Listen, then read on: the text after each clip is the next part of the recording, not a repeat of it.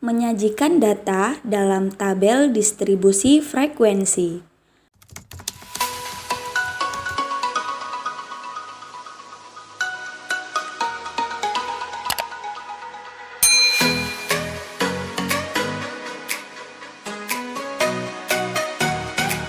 Pada video ini kita akan belajar bagaimana cara menyajikan data dalam tabel distribusi frekuensi atau yang biasa kita sebut data berkelompok.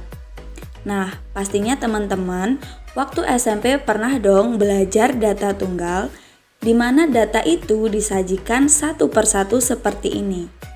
Ini adalah contoh data tunggal. Perhatikan nilai akhir semester matematika dari 40 siswa berikut. Nah, sekarang teman-teman bandingkan data ini dengan data yang disajikan seperti ini. Nah, ini biasa kita sebut data mentah atau raw data, dan ini biasa kita sebut sebagai tabel distribusi frekuensi. Di video ini kita akan belajar bagaimana cara menyajikan data tunggal seperti ini ke dalam tabel distribusi frekuensi.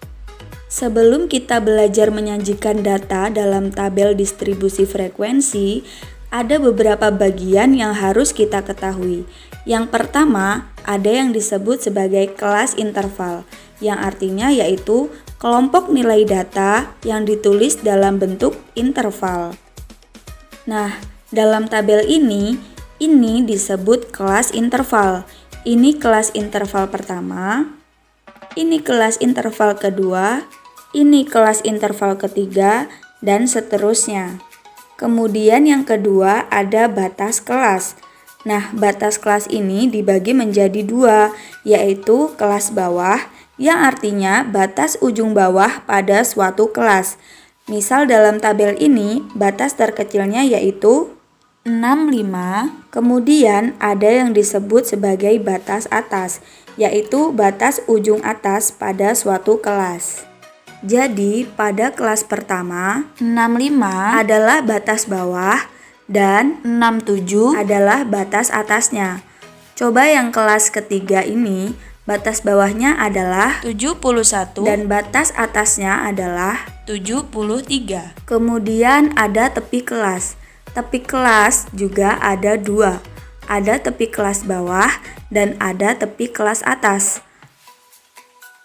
Tepi kelas bawah atau TB adalah batas bawah dikurang dengan ketelitian data. Nah, kalau tepi atas atau TA itu batas atas kita tambahkan dengan ketelitian data. Untuk catatan, jika datanya bilangan bulat, maka ketelitian datanya adalah 0,5. Contohnya pada tabel ini. Ini tabel datanya bilangan bulat karena nggak ada koma-komanya. Ya jadi ketelitian datanya yaitu 0,5. Nah, misal kita mau cari tepi bawah kelas pertama. Tepi bawah rumusnya batas bawah dikurang ketelitian data. Jadi 65 dikurang 0,5 sama dengan 64,5. Nah, ini tepi bawah kelas pertama. Kalau tepi atas, batas atas ditambah ketelitian data. Jadi 67 ditambah 0,5 sama dengan 67,5. Itu adalah tepi bawah dan tepi atas kelas pertama. Kalau kelas kedua yaitu 68 dikurang 0,5 sama dengan 67,5 untuk tepi bawah kelas kedua. Dan untuk tepi atasnya yaitu 70 ditambah 0,5 sama dengan 70,5. Begitupun untuk kelas-kelas selanjutnya. Nah, beda lagi nih, jika data memuat satu tempat desimal, maka ketelitian datanya adalah 0,05. Terus untuk yang selanjutnya ada panjang kelas. Panjang kelas cara mencarinya yaitu tepi atas dikurang tepi bawah. Nah, pada tabel ini tepi atas dan tepi bawahnya semua sama.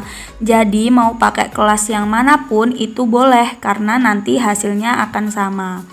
Maka kita misalkan pakai yang kelas pertama, 67,5 dikurang 64,5 itu hasilnya yaitu 3.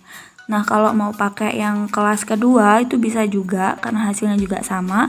70,5 dikurang 67,5 hasilnya juga 3. Jadi panjang kelas untuk tabel ini yaitu 3. Yang selanjutnya yaitu ada titik tengah kelas. Nah, cara mencari titik tengah yaitu setengah dikali batas atas ditambah batas bawah. Misal kita mau cari titik tengah kelas pertama, berarti setengah dikali 67 ditambah 65 hasilnya. Hitung sendiri ya, kalau yang kelas kedua yaitu setengah dikali 70 ditambah 68. Nah, itulah beberapa bagian dari distribusi frekuensi yang perlu kita ketahui.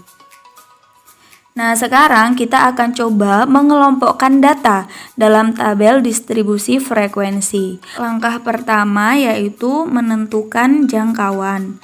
Jangkauan itu data terbesar dikurangi data terkecil.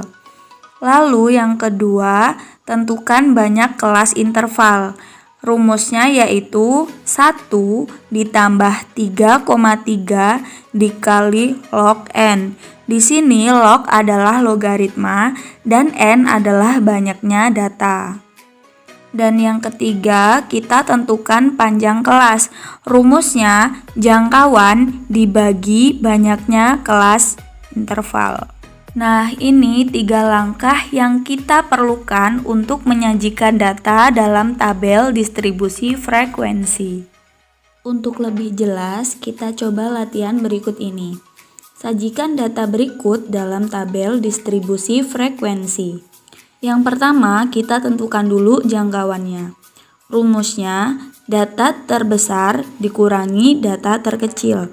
Nah, pada data ini, data terbesarnya yaitu 95 dan data terkecilnya yaitu 42. Nah, jadi jangkauannya yaitu 95 dikurangi 42 sama dengan 53. Yang kedua, kita tentukan banyaknya kelas interval. Rumusnya K sama dengan 1 plus 3,3 log n. Nah, jadi pada data ini n-nya berapa? N itu banyaknya data ya. Nah, ini banyaknya data kan ada 40. Jadi banyaknya kelas yaitu 1 ditambah 3,3 dikali log 40. Log 40 yaitu 1,6. Bisa teman-teman cari pakai kalkulator ya. Nah, 3,3 dikali 1,6 itu hasilnya 5,28. Terus ditambahin 1 hasilnya 6,28 atau bisa kita bulatkan saja menjadi 6. Dan yang terakhir kita tentukan panjang kelasnya. Panjang kelas itu caranya jangkauan dibagi dengan banyaknya kelas. Jadi pada soal ini tadi jangkauannya sudah kita dapat yaitu 53 dan banyak kelasnya yaitu 6. Jadi panjang kelasnya yaitu 53 kita bagi dengan 6 hasilnya 8,83. Kita bulatkan saja menjadi 9. Jadi panjang kelasnya yaitu 9. Nah, ini semua yang kita butuhkan untuk membuat tabel distribusi frekuensi. Oke, kita buat tabelnya. Nah, karena kita tadi udah dapat banyaknya kelas adalah 6, jadi ketika kita bikin tabel ke bawah ini banyaknya baris sesuai dengan banyaknya kelas yaitu 6 baris. Oke, kita tulis dulu kelas intervalnya. Tadi nilai terkecilnya yaitu 42. Jadi interval pertama yaitu 42 sampai lihat panjang kelasnya. Panjang kelasnya yaitu 9. Jangan ditambah 9 ya, tapi ditambah panjang kelas dikurangi 1. Jadi kita tambahkan 8. Karena ingat, panjang kelas itu bukan batas atas dikurangi batas bawah, melainkan tepi atas dikurangi tepi bawah. Jadi ini kita tambahkan 8. Berapa? Hasilnya yaitu 50. Sekarang kelas kedua berarti dari 51. Nah, 51 ditambah 8 yaitu 59. Nah, ini dari 60 ditambah 8 yaitu hasilnya 68. Dan seterusnya hitungnya sama ya. Nah, untuk mempermudah menentukan frekuensi, di sini saya tambahkan turus atau tally. Caranya gini, kita mulai data pertama yaitu 58. Nah, 58 ini ada pada kelas yang mana? Nah, ini ya kita tulis 1. Kemudian 53 ada di kelas ini lagi. Nah, kalau 56 di sini juga. Kemudian 64 di kelas ini kan. Kemudian 58 masuknya kelas pertama dan seterusnya pun begitu ya. Nah, jadi kita tinggal hitung turus atau talinya untuk menentukan frekuensinya. Untuk kelas pertama ada 6. Ini 12 dan ini 6. Terus yang selanjutnya 8. Terus ini 5 dan ini 3. Jadi data ini sudah kita sajikan ke dalam tabel distribusi frekuensi. Semoga bermanfaat. Saya akhiri. Wassalamualaikum warahmatullahi wabarakatuh.